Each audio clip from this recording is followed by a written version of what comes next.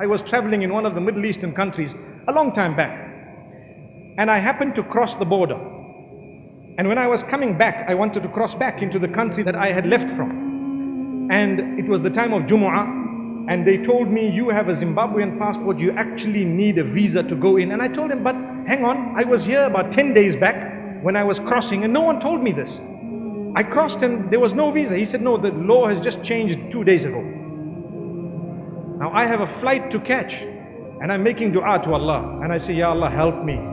Ya Allah, I'm in need. Help me, Ya Allah. What am I going to do? I've got a flight to catch, and I need to return home. And so it was the time of Jumu'ah, and the adhan went.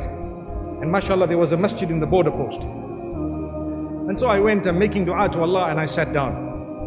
And the Imam spoke about, now this is called the help of Allah. Not from me, nothing at all. The Imam was speaking about helping people in desperation, helping people in need, and how Allah will assist you if you assist someone who's desperate, who's in need. And guess what?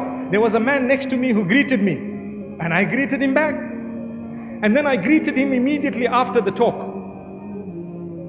And I nodded my head, smiled at him and so on, and we started our salah. We were standing in the saf, straightening, the feet, and I started my salah and I ended. And when I finished, I made a dua to Allah subhanahu wa ta'ala, oh Allah, I don't know, it's only you that's going to help. And so what happened is, I came out, I had hope in my heart, but I was also making a plan B, to say, let's go back and we'll do this, we'll change tickets, perhaps leave from another city altogether. And as I went in, I told this brother who was behind the counter that, look, you know what, please, I need your help. He says, only my boss can do it for you. So can I see him? He says, yeah, well, you can, maybe. You can enter that door, and if he's there, you're lucky. So I went by the door, there was someone cleaning. Knocked on the door opened. Who was the boss?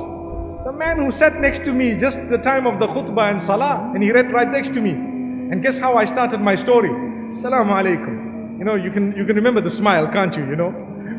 So I looked at him and I'm saying to myself, let me try and choose the best way of convincing him such that he will not be able to say no if he has a heart.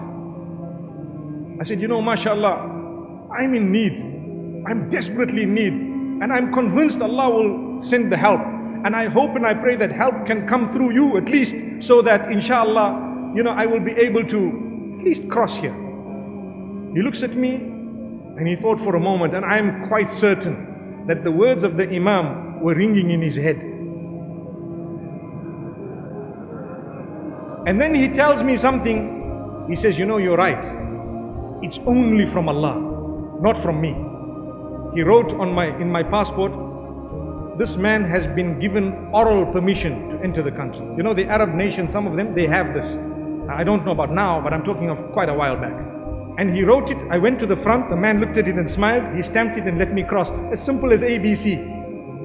But my life was coming to an end, basically, if that didn't happen. Not to an end, but what I mean is, it was going to be quite difficult. And then I told myself, I said, this is Allah subhanahu wa ta'ala. Imagine if we didn't greet. Imagine if I just sat. Imagine if he didn't greet. It was his quality. He was a big boss. I didn't even know. But he greeted, and this is what helped. And I greeted back. And this is why, remember, sometimes we are arrogant. It's shaitan that overtakes us. We are human. We need to check it again. Make sure you remove it. Fight it. Fight it. Be humble. I've seen people with mega wealth, and you'll never pick up that this man has wealth. And I've seen people with next to nothing, and they have their first $1,000, and next thing they feel like, subhanallah, I'm Bill Gates. Allahu Akbar. May Allah subhanahu wa ta'ala grant us goodness of the dunya as well as goodness of the akhirah.